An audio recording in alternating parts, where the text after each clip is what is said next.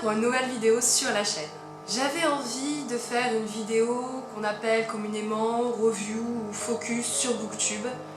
En fait, je vais vous présenter 2 bandes dessinées coup de cœur.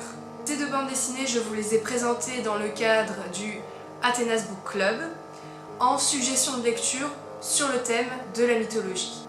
Je comptais les lire justement dans le cadre du club de lecture. Ce sont 2 BD dirigés par Luc Ferry. Il s'agit de Prométhée et la boîte de Pandore et Thésée et le Minotaure.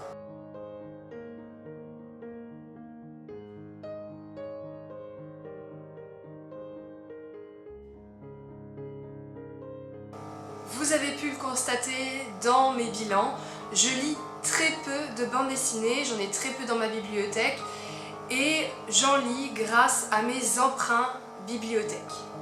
Cependant, j'ai lu en 2015 la bande dessinée L'Iliade et l'Odyssée de Soledad et j'ai beaucoup aimé ce format car la dessinatrice Soledad Bravi résume en une centaine de pages 2 œuvres fondamentales de la société grecque. Et grâce à cette lecture, je me suis dit, pourquoi pas me pencher sur les bandes dessinées qui traitent de la mythologie. Et justement est sortie en 2016 chez Glénat cette collection de bandes dessinées. Alors oui, les bandes dessinées, les romans, ça a un coût.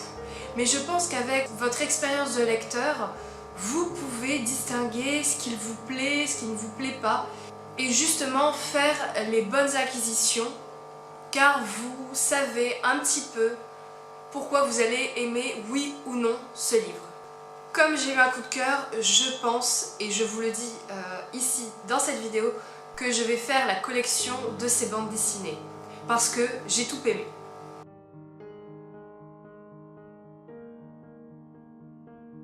Alors, il s'agit d'une série de bandes dessinées dirigée par Luc Ferry, personne qui s'occupe du scénario de chaque volume.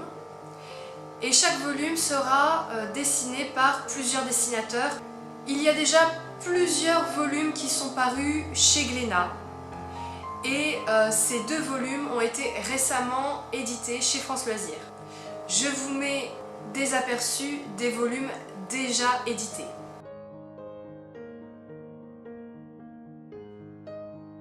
Alors oui, c'est un coup de cœur parce que, comme toute BD, on fait attention au graphisme et au contenu. Comparé à un roman où la mise en page est un petit peu secondaire, même si pour moi c'est quand même important, on est moins regardant dans un roman, sur la mise en page, on préfère privilégier le contenu.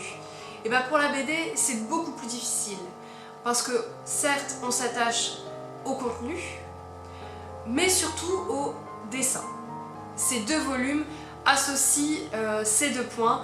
Je suis tombée amoureuse de la planche représentée en 2e et 3e de couverture de ce volume qui retrace en fait une représentation des 12 dieux olympiens avec tous leurs attributs, tout ce qui peut les caractériser dans la mythologie grecque.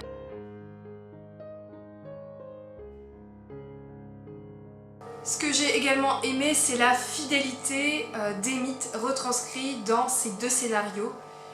Et également, cette BD a quelques pages annexes qui nous permettent d'aller un peu plus loin sur les mythes exposés dans chaque BD.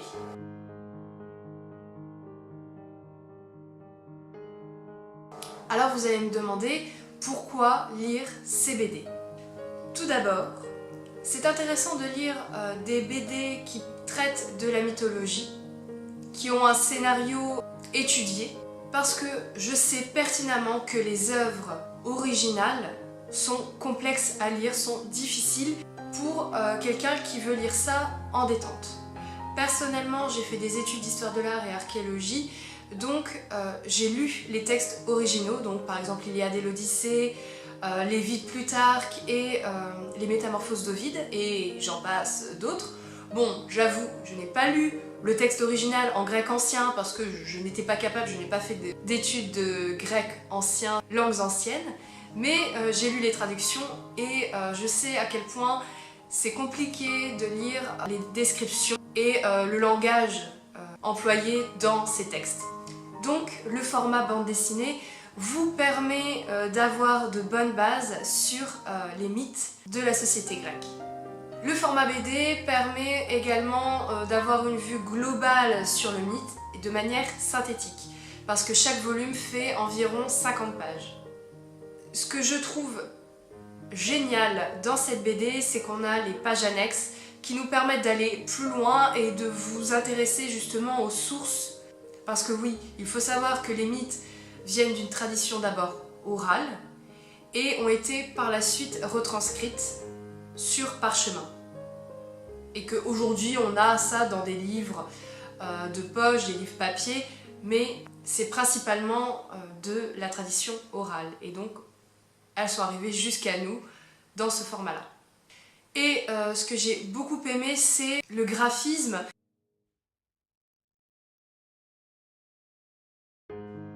Mais surtout l'identité graphique qu'a voulu donner cette collection de bandes dessinées, parce que on a tous les attributs qui caractérisent les dieux. Tout d'abord dans la planche des 12 dieux olympiens, mais quand on zoome sur certains dieux, on voit leurs attributs vraiment caractéristiques. Par exemple pour Athéna, c'est son casque de guerrière, la chouette, son armure et son bouclier avec la tête de la gorgone. On a ça chez les dieux, mais également chez les héros, comme pour Thésée. Les éditions Glénat n'ont pas respecté la chronologie des mythes, mais c'est un point négatif sans l'être, parce que par exemple pour Prométhée, on voit le lien avec le mythe de Thésée, parce que comme vous le savez, Prométhée a été libéré par Héraclès et on retrouve justement Héraclès en début de l'histoire de Thésée. Donc on peut faire facilement le lien, mais si d'autres bandes dessinées de cette même collection vous intéressent, je pense que si vous connaissez un minimum les mythes, vous ne serez pas perdu. La chose que je tiens absolument à préciser, c'est que si vous ne connaissez rien sur la mythologie grecque, ces BD vont vous sembler un peu difficiles à appréhender, parce qu'on n'a pas de rappel sur qu'est-ce qu'un dieu, qu'est-ce qu'un titan, qu'est-ce qu'un homme. Si vous ne savez pas la différence, vous n'allez pas comprendre qui est Prométhée par rapport aux hommes, qui est Prométhée par rapport aux dieux olympiens. Ce n'est pas précisé. Pareil pour la géographie, on a certes des schémas de cartes, mais voilà, il faut connaître un petit peu la géographie de la Grèce pour comprendre les distances entre les cités, entre elles, car Thésée voyage pour aller vers Athènes et où se trouve le Minotaure par rapport à Athènes, etc. Et bien sûr, on va rencontrer énormément de personnages, donc autant des dieux, des hommes. D'ailleurs, dans le tome sur Prométhée, on va être sous le point de vue de deux titans, celui de Prométhée et d'Épiméthée. Et ensuite, dans le tome sur Thésée, on sera sous le point de vue justement de ce héros qui est le fils d'un dieu et celui d'une reine, donc d'un humain, avec un peu de force divine. Voilà, vous avez compris que j'étais très enthousiaste sur cette lecture, que je vous ai fait une description. Voilà, pour les fans de mythologie, courez vers ces bandes dessinées, je ne peux que vous les recommander. D'ailleurs, deux nouvelles BD sont récemment sorties au mois de novembre et elles me font très envie, en particulier celle sur la naissance des dieux et la deuxième c'est sur Antigone. Je vais faire la collection des différents volumes de ces bandes dessinées. J'espère vous en faire un retour prochainement en vidéo.